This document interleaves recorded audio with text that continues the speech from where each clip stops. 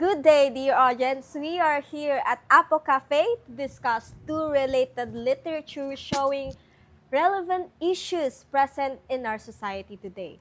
So, without further ado, let me introduce our kakwentuhan for today.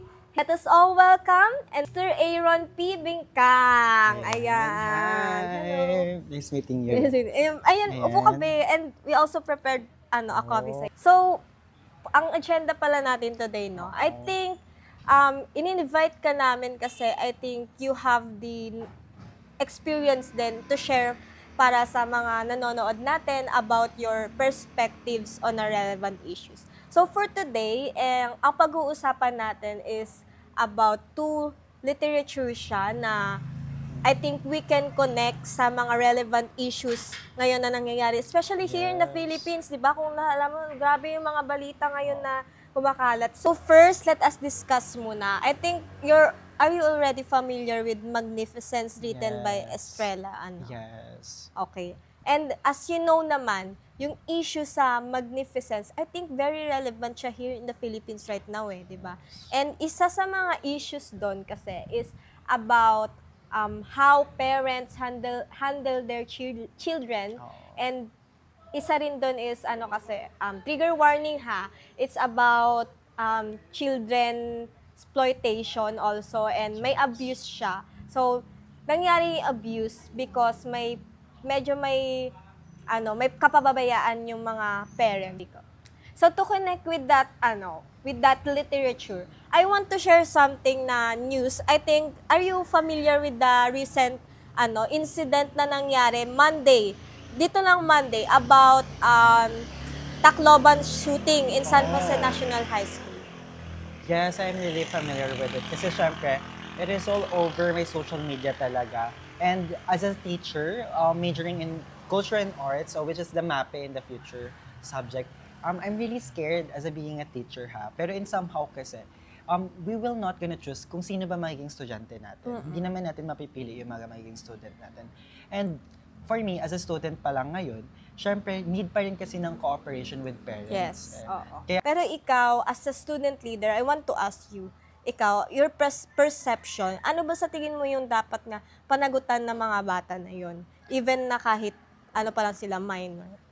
actually, our justice system kasi sa Pilipinas talaga is hindi natin pa ganoon kabuo Masasabi kong hindi pa siya ganoon kabuo. Hindi pa ganoon binibigyan natin kung ano ba ang dapat morally side or ano ba yung dapat by laws talaga natin.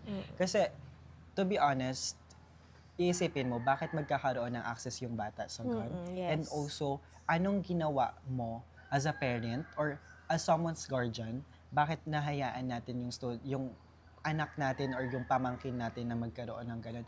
Pero ngayon, papasok ko na yung second literature na pag-uusapan natin, which is Once Upon a Time, written by Nadine Gordimer. Ayan. Doon naman sa Once Upon a Time, kung sa Magnificence, parang hindi masyadong protective Yes, yung mga bata, parents. yun. Sa Once Upon a Time, kabaliktaran naman siya. What if super protective naman ng parents? Pero dahil ngayon, sa sobrang pagiging protective ng parents, yun yung nag-cause ng harm sa bata, sa anak nila.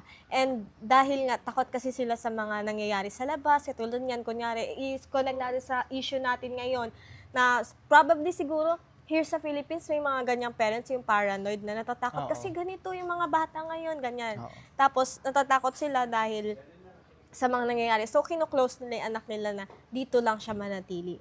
Ngayon, sa tingin mo, ano na din ba yun ng teacher na kapabayaan niya or talagang sa student or parents itself na yung problema? First of all kasi, it is already grade 9 student, right? Oo, grade 9 pa lang.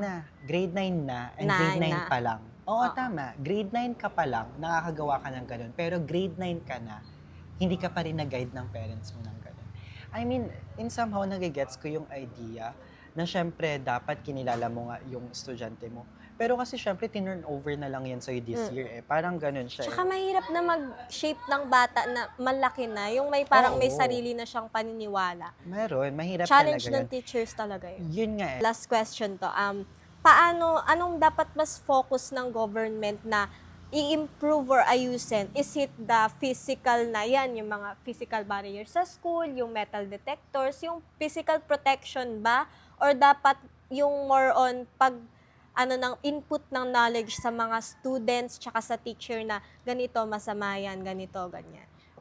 I am not an I mean, it's okay to be an activist. And I'm Mm. personally, I am an activist. But in somehow kasi, di ba, hindi mahirap i-criticize ang isang government kung nagpa-function ito ng Mm-mm. maayos. But Tama. there's a lot of faults. Pagkukulang, Yes, yes. maraming faults ang government with that scenario. Kung bibigyan ako ng advice kung anong pwedeng pag-focusan ng government, ang nakikita ko lang is to revise the education again, na compress at saka nagiging concise. Lalo na ang daming nangyari ngayon na pagbabago sa Oo. di ba? Kung ang time Sa natin is DepEd, mahirap, oo. kung ang time natin dahil maraming ang for securities, ngayon pwede natin limitahan yung subjects. Meron kasi dapat dyan na Focus may sa acquired moral. subjects, yes, may Oo. moral subjects. Hindi dapat nawawala. I think it is a good thing na madagdag ang GMRC ulit kasi it's a good manners, di ba, and right conduct.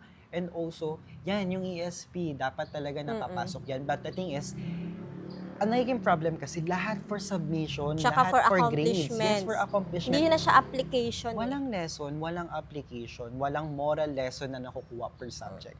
Yun. Palang incident sa Tacloban na prove niya yung pagkukulang ng Totoo. government sa Totoo. Philippines. So without question, may talaga, pagkukulang, malaking gap sa government ng Philippines na hindi masyadong napagtutuunan ng pansin yung educational system. Kasi ano mangyayari sa future natin sa Pilipinas, di ba? Kung Totoo. yung mga bata ngayon, kabataan, paano na yung sinasabi ni Dr. Jose Rizal na kabataan ng Yes. pag-asa ng bayan if yung mga kabataan pa lang ngayon, parang wala na, di ba? Ang hirap na nilang Yan. parang ipunta sa maturity or tuturuan ng tama. The thing ganon. is, sobrang gasgas na kasi na ang kabataan ng pag-asa ng bayan. But Oo. the thing is, asa nang gumagabay sa kabataan? Di ba? Dapat Yes. may gumagabay sa kabataan. Hindi lang ang kabataan ng mag-explore, hindi lang kabataan ng ano. But the thing is, dapat may tumutulong sa kabataan.